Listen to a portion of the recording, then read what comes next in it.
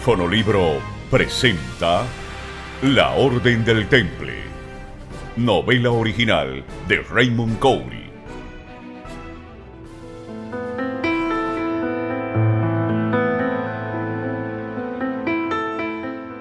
En el año de 1291, en la ciudad de Acre, reino latino de Jerusalén, Aimar de Villiers y Martín de Carmaux, junto a otros caballeros templarios, huyeron en el Falcón Temple, una embarcación que protegió el destino de los sobrevivientes que habían luchado férreamente contra los sarracenos por la posesión de la Tierra Santa. Atrás quedó el cuerpo de Guillaume de Bourget, el gran maestro de los caballeros del Temple, muerto por una saeta envenenada, pero quien antes de morir dejó en manos de Aimar de Villiers un pequeño cofre labrado que, según sus palabras, era crucial para la supervivencia de la Orden de los Caballeros Templarios.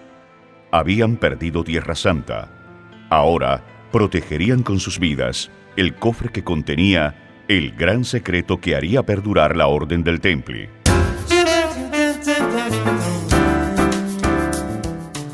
Al principio, nadie tomó en cuenta los 4 jinetes que emergieron de la oscuridad de la noche desde el Central Park de la ciudad de Nueva York. 4 manzanas al sur.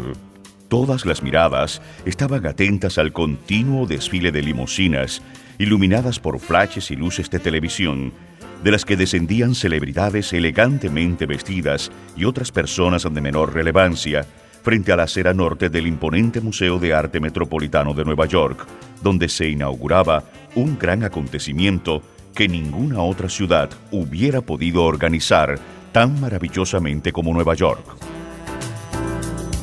De las columnas de la fachada neoclásica del museo ondeaba un gran cartel que anunciaba la majestuosidad del evento, la Exposición de Tesoros del Vaticano.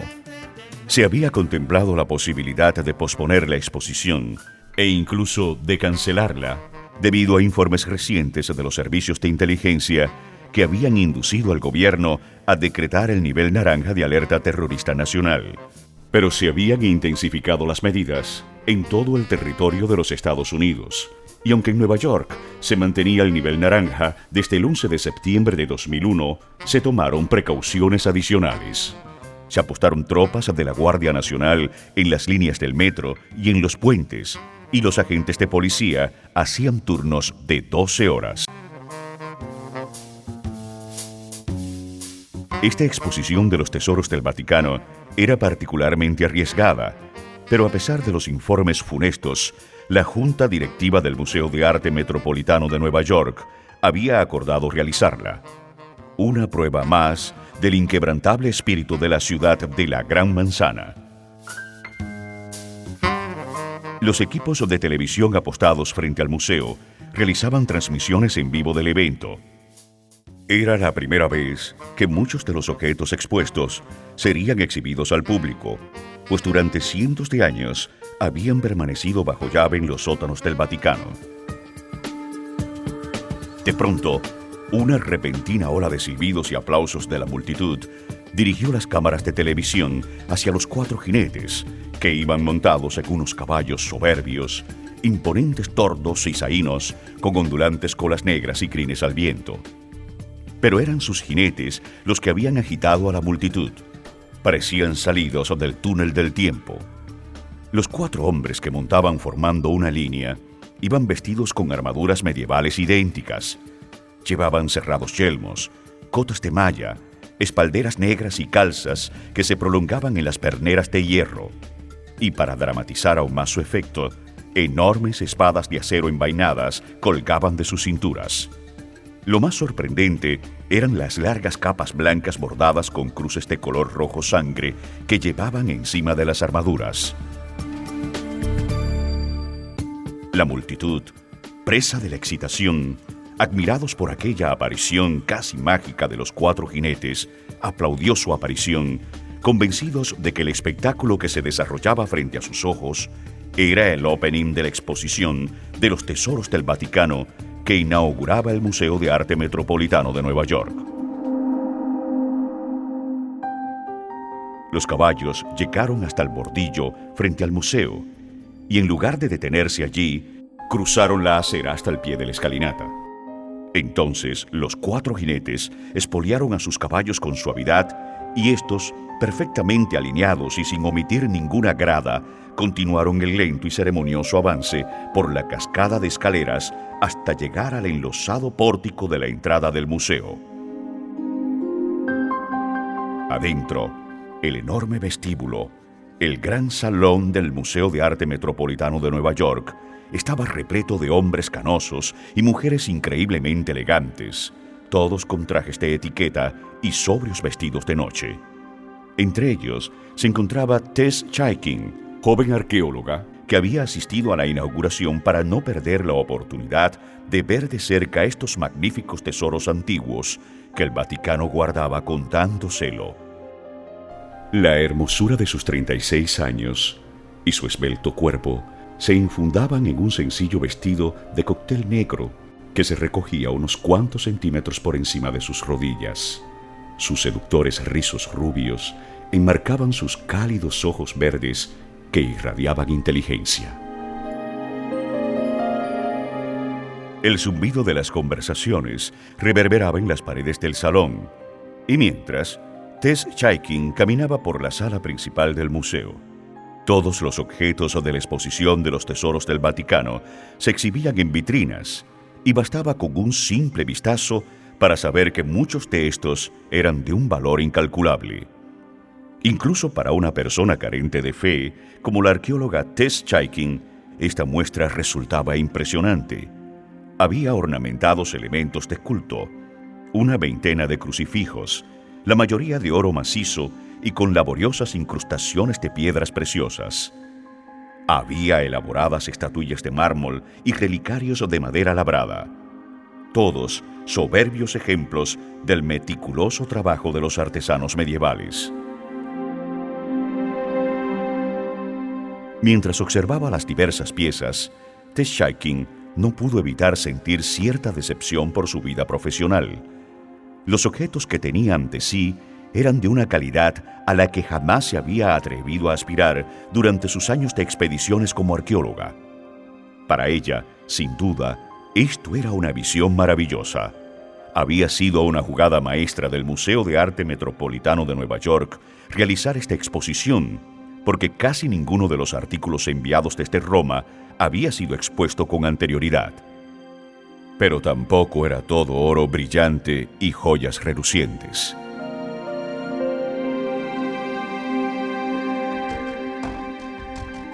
En una vitrina que miraba ahora, había un objeto aparentemente mundano. Era una especie de artefacto mecánico de cobre del tamaño de una vieja máquina de escribir y semejante a una caja.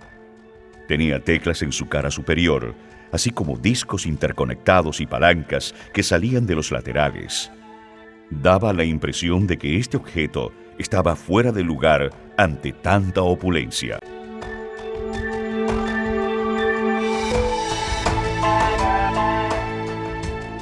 Afuera, en el pórtico del museo, el ambiente estaba animado. La gente seguía admirando la visión mágica de los 4 jinetes vestidos de caballeros medievales que avanzaban hacia la gran entrada del Museo de Arte Metropolitano de Nueva York. Entonces, uno de los guardias de seguridad se apresuró a cubrir la entrada hacia donde se dirigían los jinetes. Los camarógrafos de televisión enfocaban sus cámaras tratando de no perder ningún detalle del espectáculo que se desarrollaba. Sin embargo, parecía que algo no andaba bien.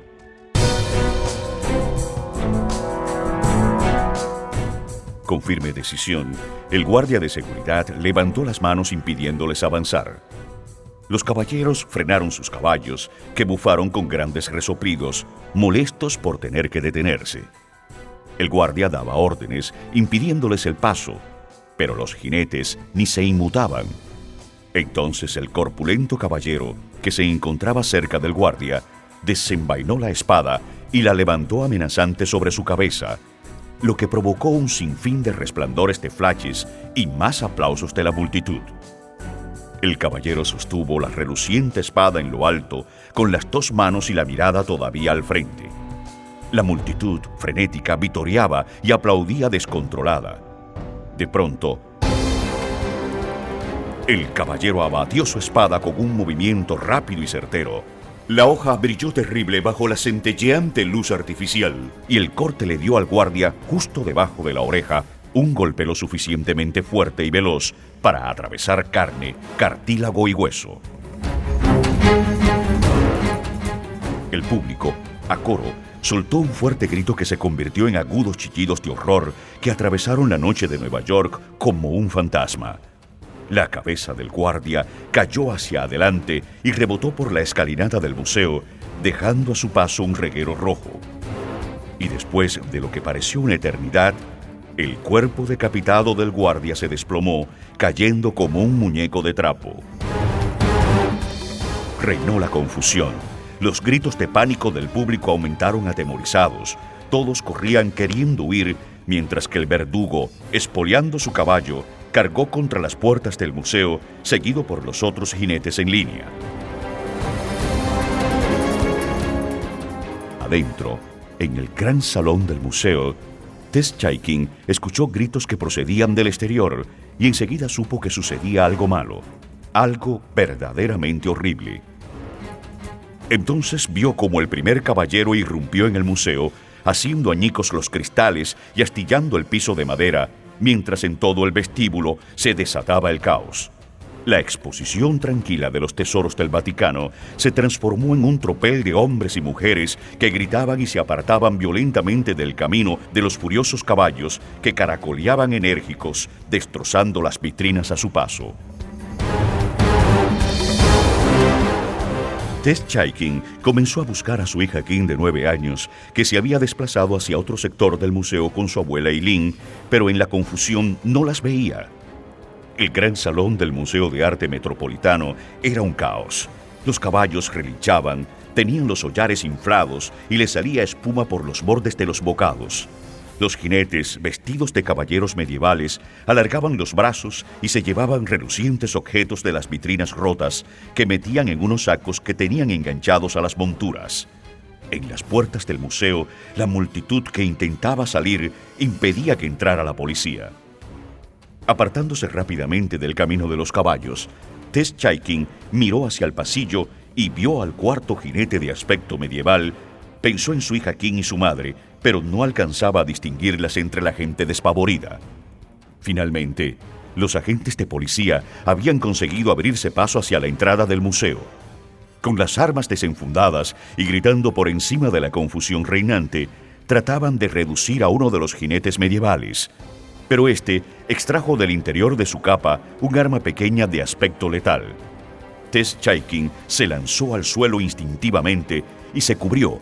Entonces el hombre disparó varias ráfagas por todo el salón y varias personas cayeron heridas, incluidos algunos policías, y los cristales rotos de las vitrinas se esparcieron salpicados de sangre.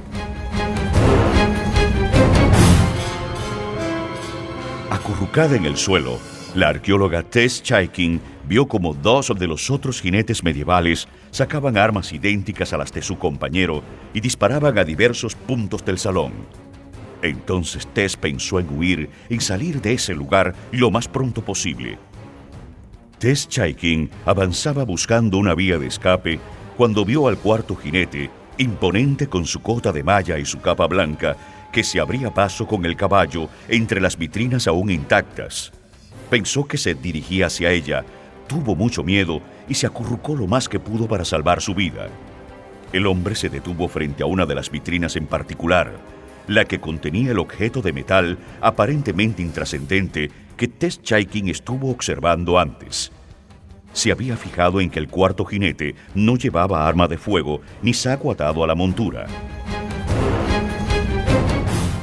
El jinete destrozó la vidriera con su espada y tomó la extraña caja, el artefacto de teclas, discos y palancas, y lo sostuvo en lo alto unos instantes, mirándolo fijamente, con actitud reverencial, antes de pronunciar unas extrañas palabras en latín que Tess pudo escuchar a medias. Cuando giró su caballo y durante unos segundos, pese a quedar ocultos tras la visera del casco, los ojos del jinete se encontraron con los de Tess Chaikin. Entonces el caballo fue hacia ella directamente, pero pasó de largo. Impotente y asustada, contempló a los 4 jinetes avanzar hacia la salida del museo. Fue entonces que Tess Chaikin pudo ponerse de pie y corrió a buscar a su hija Kim y a su madre. En las afueras, los caballeros salieron apresuradamente por las puertas del Museo de Arte Metropolitano de Nueva York hacia el fulgor de las cámaras. Y la policía impotente vio como uno de los jinetes llevaba en la montura de su caballo a la esposa del alcalde como rehén. Los 4 caballeros bajaron por las gradas y subieron por la avenida con su rehén como garantía de su paso. Sus movimientos eran enérgicos, pero no apresurados. No se inmutaron con las sirenas de la policía y en cuestión de segundos, tal como llegaron, desaparecieron en la impenetrable oscuridad del Central Park de Nueva York.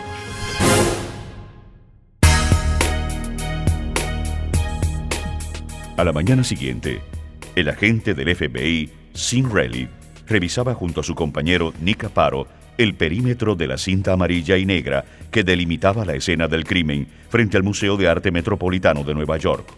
Como agente especial a cargo de la Unidad contra el Terrorismo Nacional, había supuesto que el asalto quedaría dentro de su jurisdicción. No es que le importara la descomunal tarea de coordinar tantas cosas para investigar un crimen tan monstruoso, pero a sus 38 años era lo que el agente Sean Reilly siempre había querido hacer. Al rehén y a los caballos los habían abandonado sin mayores miramientos en medio de Central Park. Y a pesar de que se habían colocado barreras policiales en un radio de 10 manzanas y en todos los puentes y túneles que entraban y salían de Manhattan, los 4 asaltantes asesinos con indumentaria de caballeros medievales se habían esfumado. El agente Sean Reilly examinó la desoladora escena en silencio antes de continuar hasta el interior del museo, seguido por su compañero Nick Aparo. Sean y Nick observaron la devastación que reinaba en el interior del museo. Caminaban intentando no pisar los restos de objetos esparcidos por el suelo. Había piezas de incalculable valor diseminadas por todas partes y sin arreglo posible. No había cinta amarilla y negra. Todo el edificio del Museo de Arte Metropolitano de Nueva York era la escena del crimen. Mientras Sean Reilly miraba trabajar al grupo de agentes del equipo de recolección de evidencias del FBI, repasó mentalmente lo que sabían.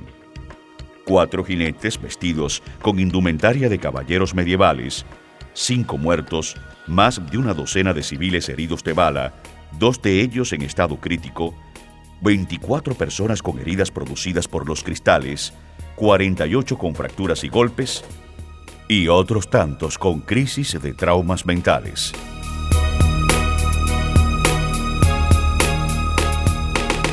Sin duda, este no era un caso cualquiera, sobre todo porque había una multitud de testigos y todo había sido grabado, tanto por las cámaras de seguridad del Museo de Arte Metropolitano de Nueva York, como por las numerosas cadenas de televisión que siguieron el evento.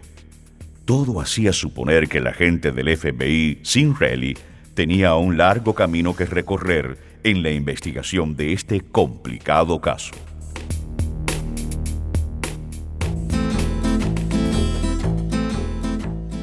A miles de kilómetros de allí, en pleno centro del Vaticano, la reunión de cardenales, presidida por Monseñor Mauro Brugnone, ya deliberaba sus primeras conclusiones acerca del asalto al Museo de Arte Metropolitano de Nueva York. Estaban absortos, estupefactos, con la lectura del informe. Se preguntaban cómo pudo ocurrir el asalto al museo con tanta seguridad proporcionada por las autoridades y consideraban razones para explicarse que los asaltantes fueran vestidos como caballeros templarios. Pero Monseñor Brugnone tenía otras preguntas mucho más inquietantes. ¿Qué era un rotor codificador multidisco? Ese era el nombre del objeto con discos y palancas que se habían llevado los asaltantes. Según el folleto de la exposición, un aparato del siglo XVI.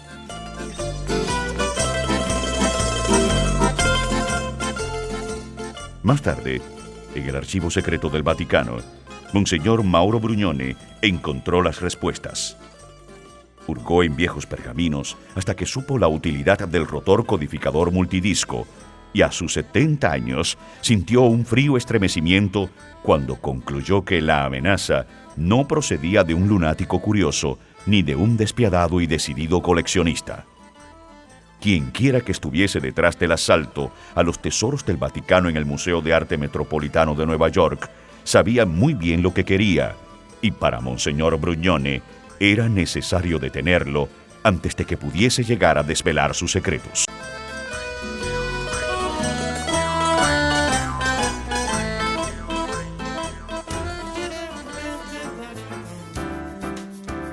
Pero en Nueva York, en una habitación subterránea, lóbrega, fría y húmeda, iluminada apenas por el resplandor titilante de docenas de velas, otro hombre tenía unas intenciones totalmente distintas a las de Monseñor Brugnone.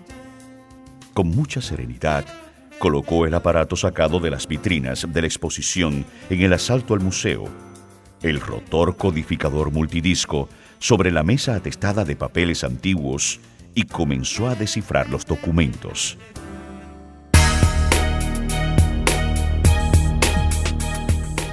Leyó la primera línea de la borrosa escritura de uno de los pergaminos y después pulsó las teclas de la parte superior de la máquina para dar comienzo a la siguiente y crucial etapa de su odisea personal, que estaba seguro de que conmocionaría al mundo.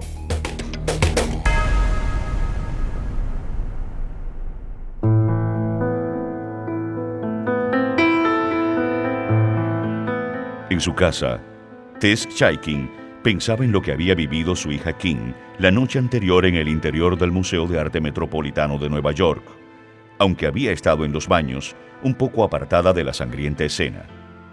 Se sentía culpable de haber llevado a su hija a la exposición. Por eso organizó que Kim saliera de compras con su abuela ese día, mientras ella comenzaba la indagación que le daba vueltas en la cabeza.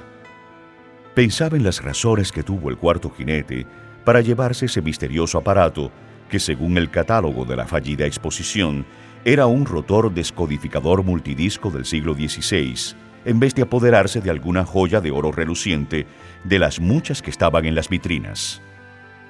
Recordó el momento en que el jinete había tomado el codificador, la manera en que lo había levantado y había susurrado algo en latín, casi de manera reverencial.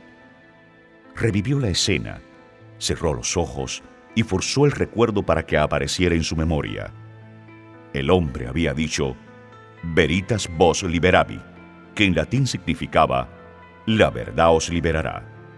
Su instinto de arqueóloga hizo que Tess Chaikin estuviera segura de que esa era una pista importante para esclarecer el horrendo asalto criminal del Museo de Arte Metropolitano de Nueva York.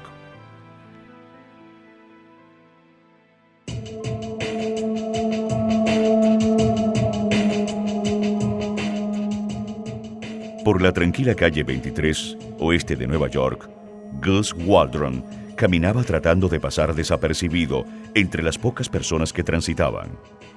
Era un hombre alto y corpulento, y ahora con un abrigo largo y negro parecía un poco más alto. Giró por la calle 22 en dirección oeste hasta que llegó a un edificio que estaba en una callejuela con galerías de arte. Pasó directamente a la tienda de antigüedades elegante y lujosa, cuyo dueño era el francés Lucien Bossard. Pero la tienda era mucho más que eso. En sus vitrinas, las falsificaciones y las piezas de dudosa procedencia se mezclaban con los pocos objetos auténticos e impecables que había.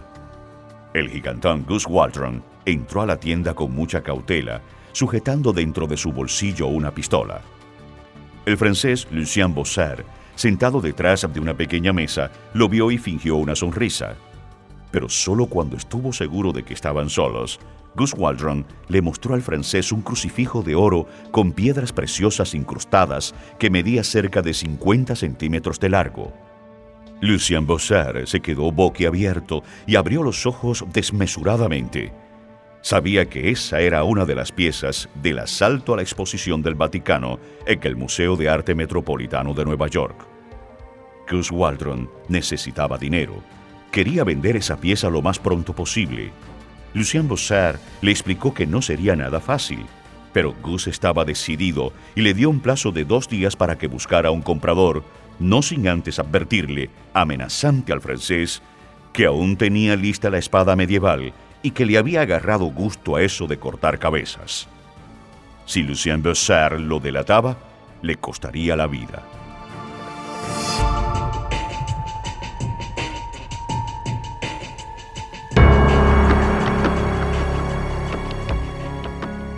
En la oficina central del FBI estaban reunidos su director Tom Janson, el agente especial Sean Reilly, su compañero Nick Aparo, la detective Amelia Gaines y Roger Blackburn, que dirigía el grupo especial contra los crímenes violentos.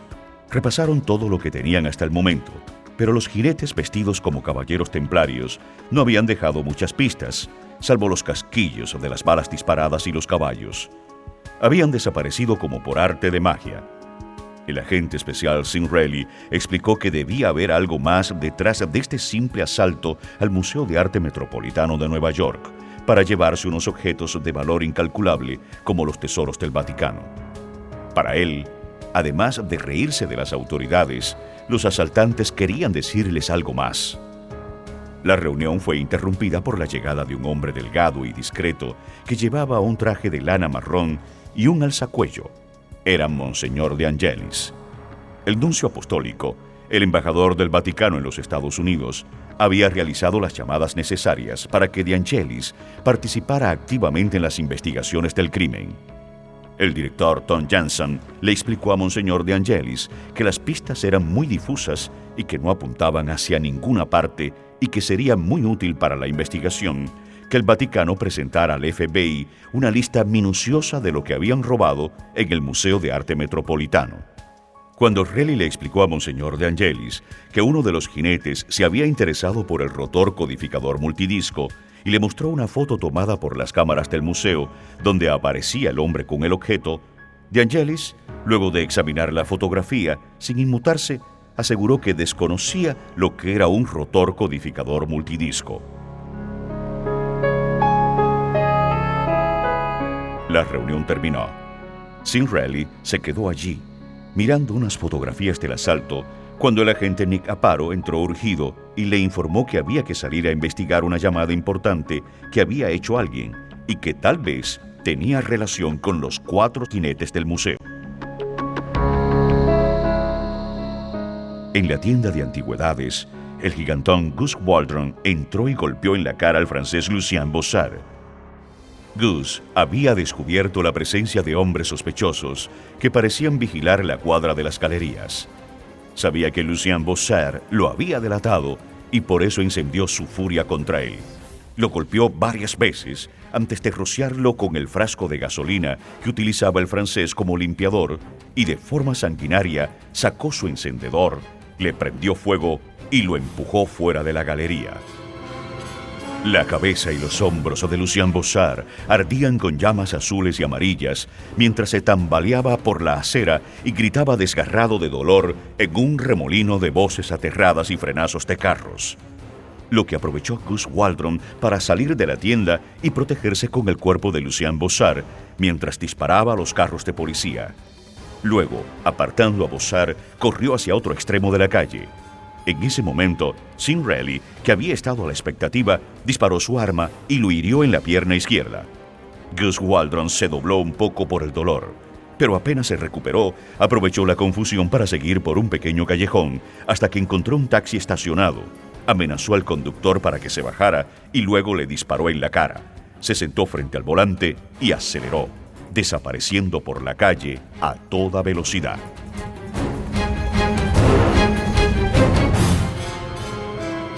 Sean Reilly aceleró su carro y comenzó la persecución del taxi que conducía ahora Gus Waldron, que por momentos desaparecía en las callejuelas a toda velocidad, pero que nuevamente era perseguido decididamente por Reilly.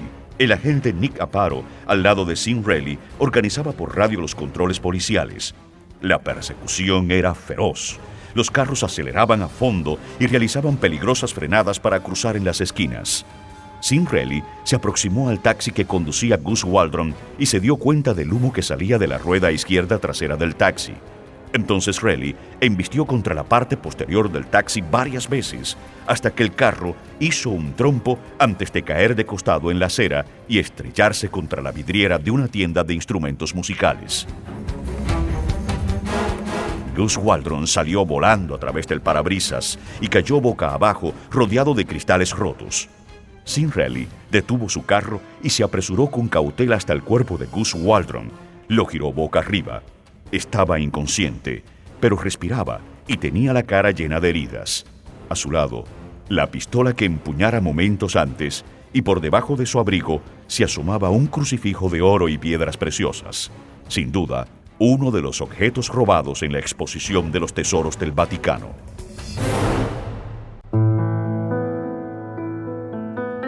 En su oficina del Instituto Arqueológico, Tess Chaikin se esmeraba en localizar al profesor William Vance, el experimentado investigador y arqueólogo que le había mencionado su amigo Cliff Edmondson, uno de los heridos durante el asalto, como la persona que podía descifrar el significado exacto de la simbología de los caballeros templarios y su relación con las palabras latinas Veritas Vos Liberavi. Pero luego de numerosas e infructuosas llamadas, parecía que el profesor William Vance se le hubiera tragado la tierra. Ya Tess Chaikin, con su olfato de pesquisa arqueológica, tenía su propia corazonada sobre el asalto al Museo de Arte Metropolitano de Nueva York por 4 jinetes vestidos de caballeros templarios, y se preguntaba si debía llamar a la policía para hablarle sobre su teoría.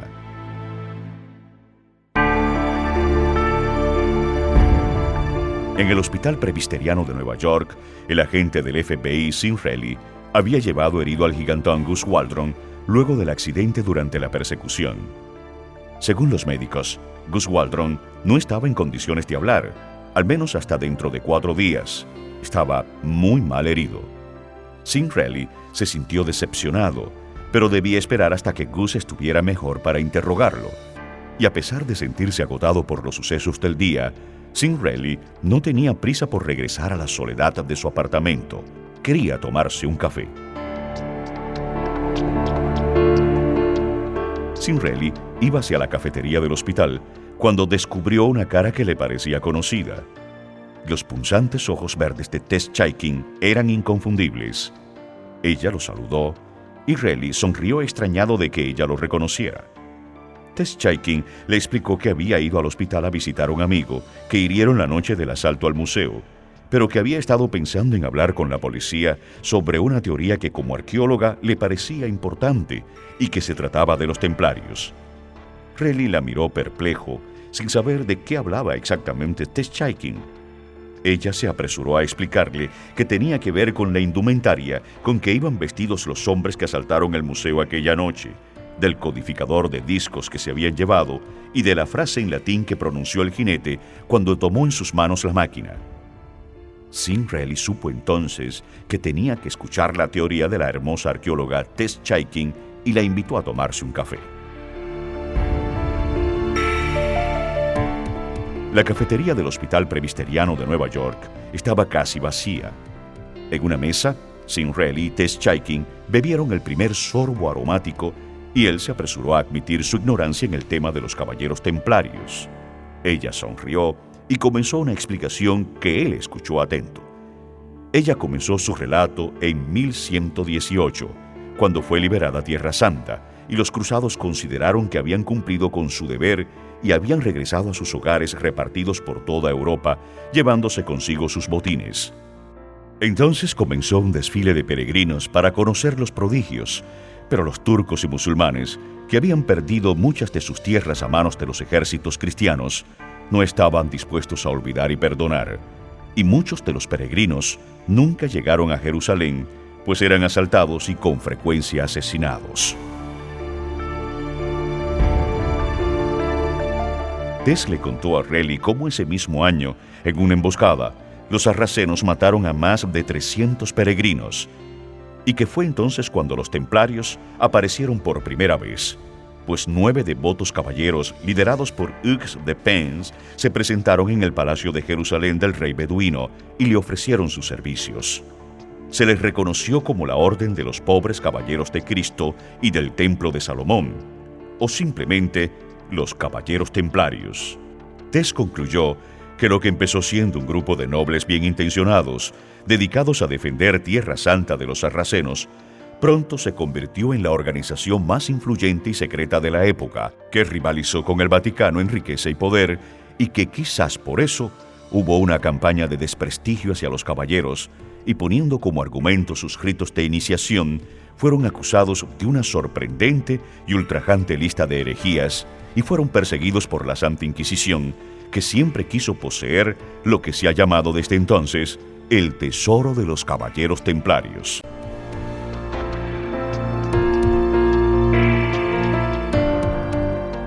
La arqueóloga Tess Chaikin hizo un alto en su narración, pero Raleigh insistió en que siguiera. Ella precisó entonces que había estado estudiando el rotor codificador multidisco del siglo XVI y que era mucho más avanzado que cualquier otro construido siglo después, y los templarios fueron conocidos como expertos en criptografía, ya que los códigos eran la columna de todo su sistema bancario. Fueron pioneros descifrando escrituras. Raleigh se preguntó qué hacía un rotor codificador multidisco entre los tesoros del Vaticano. Pero parecía simple. Si el Vaticano y el rey de Francia conspiraron para acabar con la orden templaria, porque ambos querían sus riquezas, no sería nada extraño que todos sus bienes acabaran en el Museo del Louvre o en el Vaticano. Sin embargo, nadie encontró nunca ni el oro ni las joyas. Raleigh detuvo la explicación de Tess para preguntarle si no era lógico pensar que los asaltantes del museo robaron el rotor codificador multidisco para poder, de algún modo, encontrar el tesoro de los templarios. Pero ese no era el punto para Tess, pues había que saber entonces de qué se trataba el tesoro, si era algo material, oro, joyas, o algo más esotérico. Pues habían varias teorías que apuntaban en distintas direcciones. Unas hablaban de reliquias secretas, como la cabeza embalsamada de Jesucristo, o la de un secreto relacionado con las verdaderas circunstancias que rodearon su muerte y la supervivencia de su linaje hasta la época medieval, donde se afirma que Jesús y María Magdalena tuvieron un hijo.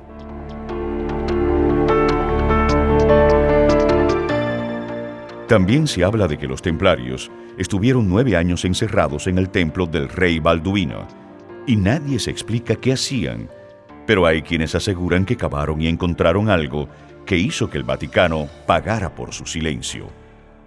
Para Tess, la desaparición del tesoro de los templarios es uno de los grandes misterios por resolver de todos los tiempos.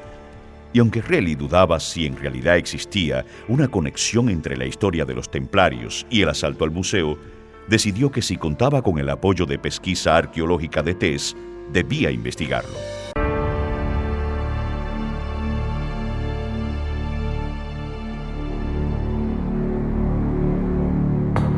Esa madrugada, en una habitación del Hospital Presbiteriano de Nueva York, un hombre vestido de médico se acercó a la cama donde se encontraba el gigantón Gus Waldron, quien entreabrió los ojos al escuchar la puerta y quiso decir algo, pero la mano del hombre, que él no podía distinguir, le apretó la boca y sintió un fuerte pinchazo en el cuello. La voz del hombre le susurró que no podía esperar más, que necesitaban hombres, al tiempo que puso un lápiz en la mano de Gus y le acercó una libreta. Gus Waldron no podía gritar. Se sentía adolorido y debilitado. El hombre tocó una de sus heridas y Gus sintió mucho dolor mientras recibía la orden de escribir los nombres de los que participaron en el asalto al museo. Como pudo, Gus escribió el nombre de Branko Petrovic y del lugar donde trabajaba, pues era el único que conocía. Luego sintió otro doloroso pinchazo en el cuello y Gus Waldron cayó en el letargo de la muerte.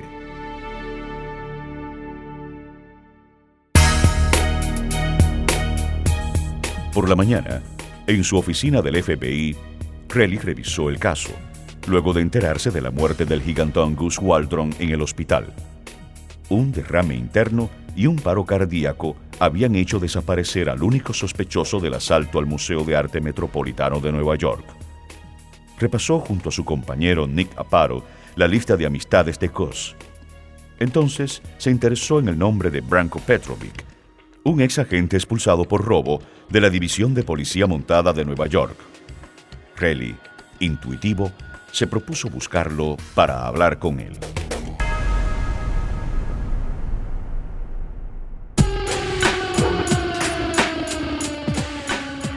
En las caballerizas donde trabajaba, Branko Petrovic vio una estela de humo que salía de un cobertizo interno y deprisa abrió la puerta del box y se hizo a un lado para que el caballo saliera disparado por la puerta. Más allá, descubrió que ardía otra parte de las galerías donde alimentaba a los animales. Rápidamente fue a una de las esquinas de la caballeriza y extrajo una bolsa de donde sacó una reluciente estatuilla de oro con un caballo encabritado, con suntuosas incrustaciones de diamantes y rubíes y un medallón de esmeraldas engastadas en plata. Branko cerró la bolsa e instintivamente salió de allí, pero al darse cuenta de que continuaba el incendio en la cuadra, no le quedó más remedio que abrirle la puerta del box a otro de los caballos que salió como un rayo, asustado por el fuego que ya tomaba grandes proporciones. Branko iba a abrir la puerta del último box donde estaban otros 3 animales, cuando un brazo lo tomó por el cuello con mucha fuerza y con un movimiento muy rápido le esposó la mano a una de las hojas de la enorme puerta corrediza de las caballerizas y aún sujetándolo por el cuello, repitió el procedimiento en la otra muñeca, y Branko Petrovic quedó esposado en cruz en la entrada. Esta vez el desconocido le ordenó que le dijera los nombres de sus amigos del museo. Atinó a decir el nombre de Mix Adelson y dónde podía buscarlo.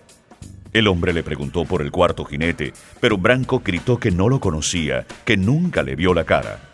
Entonces el desconocido recogió la bolsa con las reliquias robadas del museo y soltó los caballos que relinchaban asustados por el fuego, y los animales, a galope tendido, fueron en dirección a la salida, donde se encontraba esposado Branko Petrovic, que lanzó un grito desesperado de horror y de muerte.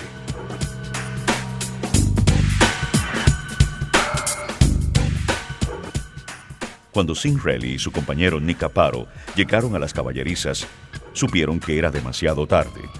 Ya estaba convertida en escena del crimen. Allí estaba el cuerpo de Branko Petrovic como protagonista de una escena macabra. Apenas era identificable por una herida en la frente que, según un sargento que lo conocía, le había hecho un caballo hace años. Pero Reilly revisó y en uno de los brazos desmembrados había magulladuras visibles. Parecía que lo habían esposado a las puertas de las caballerizas para que los caballos fueran en estampida hacia él. Entonces Reilly dedujo que alguien quería atar los cabos sueltos. Gus Waldron y Branko Petrovic eran amigos y estaban relacionados con el asalto al Museo de Arte de Nueva York. Pensó en que habría que encontrar a los otros 2 jinetes antes de que murieran, o a uno solo de ellos, si el cuarto era el asesino.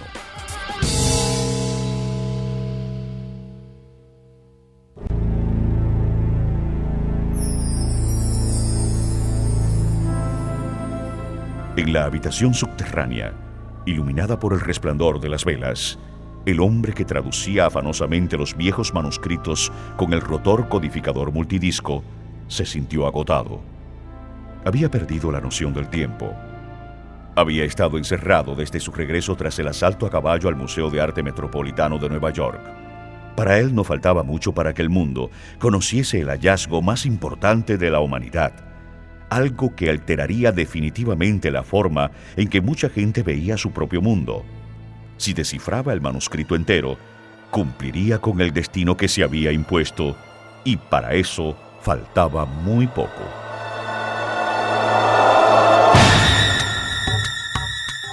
En su oficina del Instituto Arqueológico, Tess Chaikin hacía deducciones basadas en las distintas teorías sobre los templarios. Por eso se esmeraba cada día en localizar al profesor William Vance. Sabía que solo él le podría despejar sus dudas y confirmar su corazonada, pero era inútil. William Vance no aparecía. Sin embargo, sus investigaciones dieron resultado. Luego de consultar los datos necrológicos sobre la muerte de la esposa de William Vance en el archivo de un periódico, supo que estaba enterrada en el cementerio Greenwood de Brooklyn y que al día siguiente se cumplían exactamente 5 años de su muerte. Entonces pensó que debía estar allí, pues el profesor William Vance iría a visitar la tumba de su esposa y era una oportunidad para localizarlo.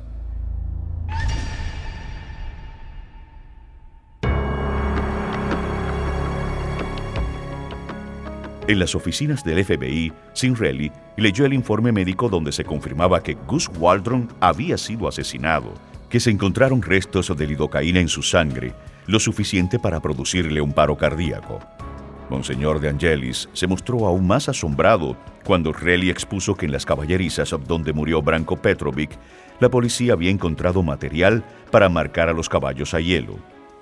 Concluyó que el que estaba detrás de todo esto se dedicaba a matar a sus colegas, o que uno de los que participaron en el robo había decidido quedarse con todo, pues los objetos robados eran de mucho valor. Nick Aparo intervino para preguntarle a Reilly si iba a comentar lo de los templarios. Reilly se incomodó un poco, pues no estaba preparado para el comentario, y admitió que era una de las pistas que estaban siguiendo, pues una arqueóloga que estaba presente en el museo creía que podía haber conexión entre los templarios y el asalto a la exposición de los tesoros del Vaticano. Reilly terminaba su exposición sobre el detalle de que el jinete que se llevó el codificador multidisco dijo algo en latín, que al parecer es el lema de un castillo templario en Francia. Monseñor De Angelis sonrió con incredulidad, mientras preguntaba al grupo si esa arqueóloga creía que el asalto al museo lo había realizado una orden religiosa que dejó de existir hace casi 700 años. Reilly explicó que era posible que los templarios fueran la inspiración de un grupo de fanáticos religiosos que los idealizaban y habían actuado por algún tipo de venganza o habían revivido una fantasía del pasado. Monseñor De Angelis, con aspecto bastante decepcionado, se levantó, recogió sus papeles y se despidió de todos apenas con una leve mirada.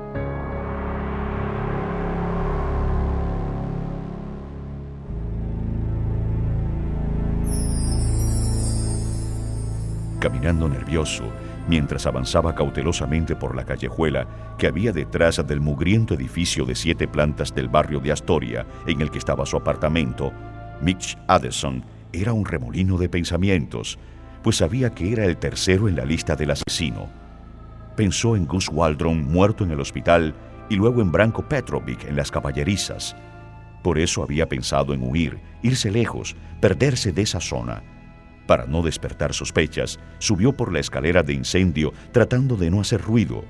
Llegó hasta la azotea para perderse entre los techos, pero en ese momento sintió una patada en la rodilla, se dobló del dolor y buscó su pistola para responder. Pero el hombre le agarró el brazo y se lo torció.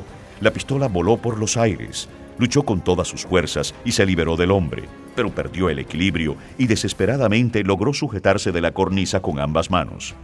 Entonces su agresor lo agarró por las muñecas para que no resbalara.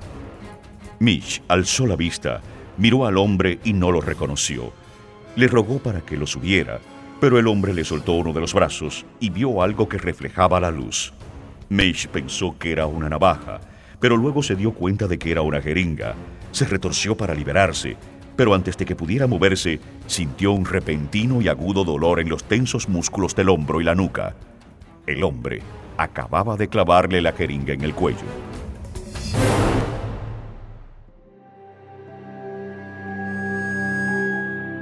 En la comodidad de su habitación, Monseñor De Angelis miraba fijamente la fotografía del cuarto caballero sosteniendo el codificador multidisco.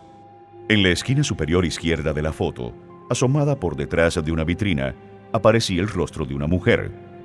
Estaba seguro de que esa era la arqueóloga que había escuchado al cuarto jinete pronunciar unas palabras en latín. Pensó en los secuaces del líder de la banda que él había localizado, interrogado y liquidado con tanta facilidad. Pero el cuarto jinete se esfumaba.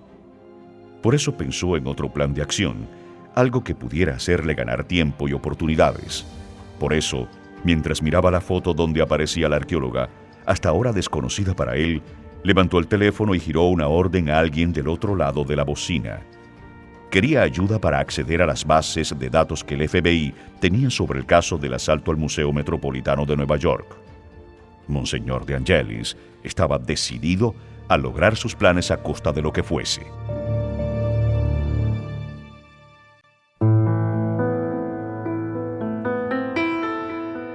Muy temprano en la mañana, Tess Chaikin caminaba con mucha precaución por las solitarias veredas del cementerio Greenwood de Brooklyn. Las lápidas estaban rodeadas de primaverales plantas en flor y de hierba impecablemente cortada y húmeda a causa de la lluvia de la noche anterior. Se detuvo un instante para consultar el mapa que había comprado en la entrada. Era fácil perderse. Miró a su alrededor intentando orientarse y se preguntó si después de todo había sido una buena idea ir hasta allí. Si el profesor William Vance estaba visitando la tumba de su esposa, interferiría en un momento íntimo, y si no estaba allí, habría hecho el viaje en vano. Desechó sus dudas y siguió caminando. De pronto escuchó un ruido a sus espaldas. Sobresaltada, intentó mirar en la espesa neblina que cubría las tumbas. No vio nada, salvo las oscuras y cambiantes siluetas de los árboles. Echó otro vistazo al mapa. Ya debía estar cerca. Convencida de que no se había equivocado, tomó un atajo por una pequeña loma y anduvo con paso decidido por la resbaladiza hierba. En un cruce de árboles lo vio. Allí estaba, a menos de 50 metros de distancia, solo, solemne frente a la pequeña lápida donde reposaba un ramo de claveles rojos y blancos, el profesor William Vance. Tenía la cabeza inclinada y en el camino de al lado había un solitario Volvo gris estacionado. Tess avanzó hacia él, quien ni siquiera notó su presencia. Ella, un poco nerviosa, lo llamó por su nombre. El profesor William Vance se quedó inmóvil unos segundos antes de voltear la cabeza. Parecía otra persona. Tenía el pelo canoso y la cara demacrada. Aunque todavía era alto y delgado, ya no era de complexión atlética y su espalda estaba ligeramente encorvada. Tenía las manos dentro de los bolsillos de un abrigo oscuro abrochado hasta el cuello. Su aspecto era muy lamentable.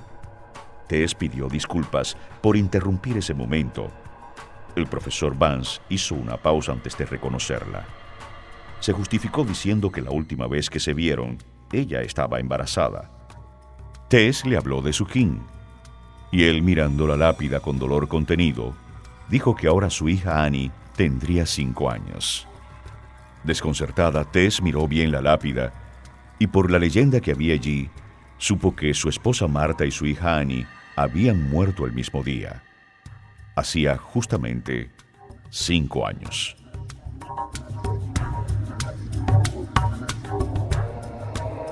El profesor Vance narró con todo su tormento cómo el embarazo de su esposa Marta fue considerado de alto riesgo con el diagnóstico de eclampsia y que los médicos le habían recomendado el aborto y que había estado pensando en esa posibilidad dadas las circunstancias, pero cuando hablaron con el cura de su parroquia, el padre McKay, este les puso en claro la posición de la iglesia.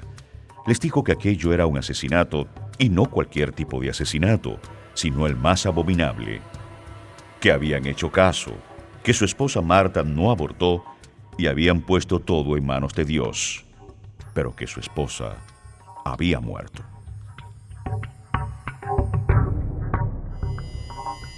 Tess escuchaba estupefacta.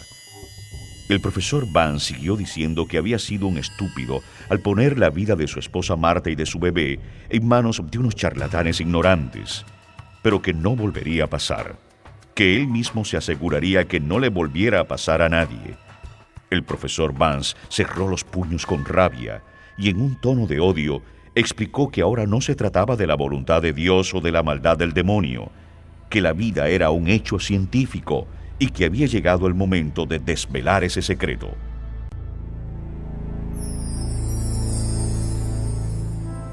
Un frío de miedo recorrió el cuerpo de Tess y en ese instante lo entendió todo.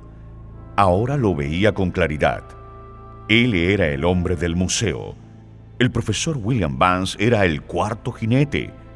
Entonces ella pronunció en voz alta las palabras Veritas Vos Liberavi. Vance la miró lleno de ira, dándose cuenta de que estaba descubierto. Ella trató de excusarse por haber ido, pero él dijo que había sido lo mejor. Nadie más que ella apreciaría lo que intentaba hacer. Acto seguido, el profesor Vance sacó una especie de pistola con 2 franjas amarillas pintadas en su cañón corto y cuadrado.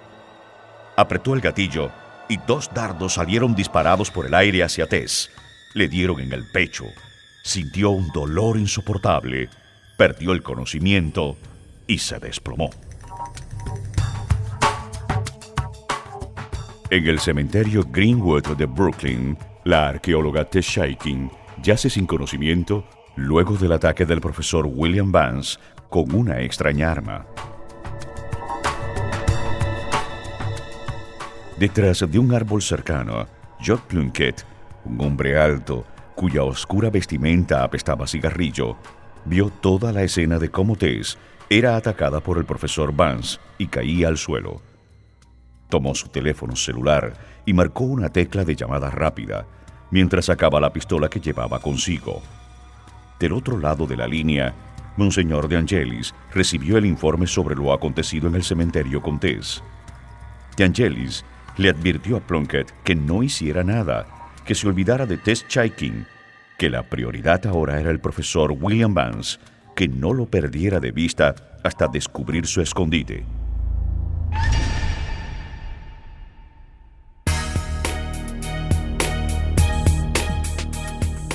El agente del FBI, Sinrelli, estaba muy preocupado.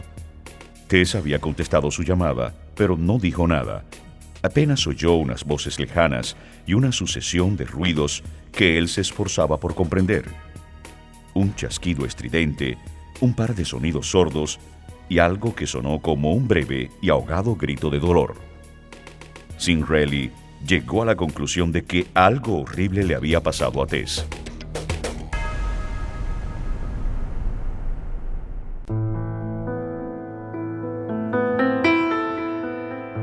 En la lóbrega habitación de Manhattan, Tess Chaikin sintió el olor a incienso mientras abría lentamente los ojos.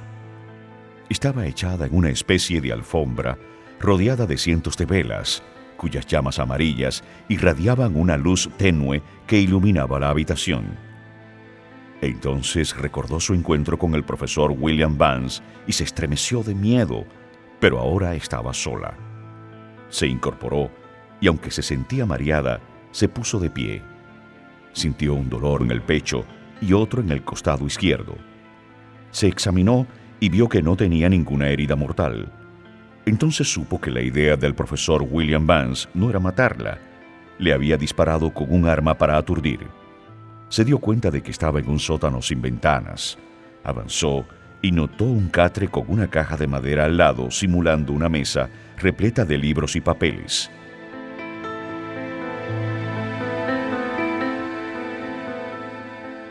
En el extremo opuesto de la habitación había una mesa alargada y una gran silla de despacho.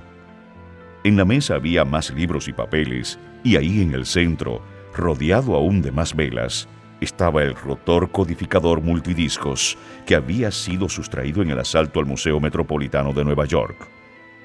El aparato brillaba como si hubiera salido de otro mundo. Al ver su bolso sobre la mesa, recordó su teléfono celular, pero cuando quiso avanzar, escuchó un ruido metálico en lo alto de la escalera del sótano. Luego oyó unos pasos. Era el profesor Vance.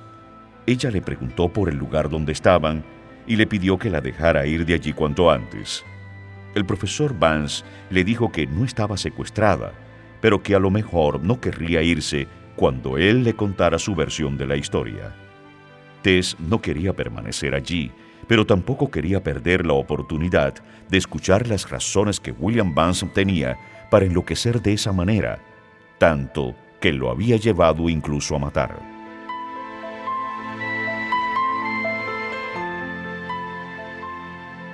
El profesor Vance le contó a Tess que estando en Francia, unos meses después de que su esposa y su hija fallecieran, desorientado, sumido en una profunda tristeza, conoció una historia de siglos atrás que hablaban de un joven sacerdote al que le habían pedido que visitara a un monje en su lecho de muerte para darle la extrema unción y para que escuchara su confesión. Se creía que el moribundo era uno de los últimos templarios, y entonces el joven sacerdote fue a verlo, pero cuando éste salió estaba pálido y estupefacto. No solo su cara estaba blanca, sino también su pelo. Había envejecido repentinamente. Y años más tarde, justo antes de morir, dijo que el templario le había contado algo y le había enseñado unos misteriosos papeles. Tess escuchó interesada la historia del profesor Vance. Él siguió diciendo que nunca pudo olvidar esa leyenda y que desde entonces encontrar esos papeles y averiguar de qué se trataban se había convertido en la misión de su vida, y que de tanto buscar, un día encontró en un castillo templario los manuscritos originales, pero que no podía descifrarlos porque estaban en clave. Tess entendió por qué el asalto al museo durante la exhibición de los tesoros del Vaticano. El profesor William Vance buscaba el codificador. Lo tenía en sus manos y ahora podía leer los manuscritos antiguos de los templarios con absoluta claridad.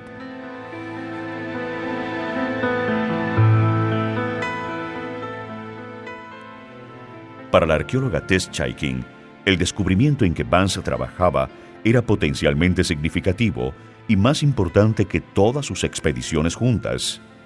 Pero pensó que para ello había muerto gente inocente, algo que ella no debía olvidar. Pero tampoco podía apartarse de esa historia oscura que le inquietaba profundamente. De pronto se escuchó un extraño ruido en el techo del sótano. William Vance dio un salto. Le ordenó a Tess que se quedara allí. Sacó la misma pistola de aturdir con la que atacó a Tess, luego cambió de idea y la dejó. Rápidamente esgrimió una pequeña pistola mientras corría escaleras arriba.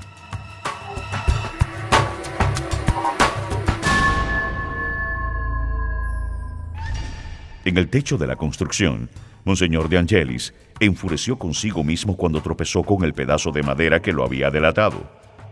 Conocía perfectamente este pequeño templo que fue devastado por las llamas no hacía mucho tiempo.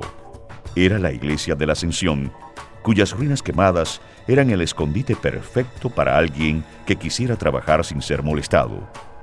Monseñor de Angelis intuyó que el hombre al que perseguía sabía perfectamente lo que se había llevado del museo en el asalto a la exposición sobre los tesoros del Vaticano. Pero había hecho ruido y ahora estaba a la expectativa con su pistola Sig Sauer en la mano, alerta. De Angelis distinguió una puerta al final del pasillo, pero luego tuvo que ocultarse al escuchar unos pasos. Luego la puerta se abrió y lo único que vio fue un espacio oscuro. Había quedado en la zona iluminada. El profesor Vance lo vio apenas abrió la puerta. Entonces De Angelis se le abalanzó y logró que Vance soltara la pistola que llevaba en sus manos, pero este logró incorporarse y le propinó un rodillazo a De Angelis y también su pistola cayó al suelo. Sin embargo, este se recuperó enseguida y le dio un golpe en la cabeza al profesor. Pero este golpe, en vez de aturdir a Vance, pareció darle más fuerzas.